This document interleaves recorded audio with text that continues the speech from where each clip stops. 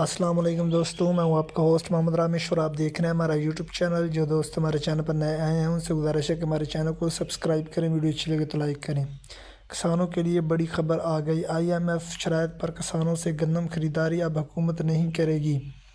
حکومت صرف اسٹریٹجک خواہش کے لیے گندم کے اجزاء کو کنٹرول کرے گی۔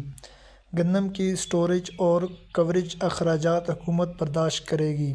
حکومت نے 20 کمپنیوں کو پری کوالیفائی کر لیا، جلد فائنانس بلڈنگ ہوگی۔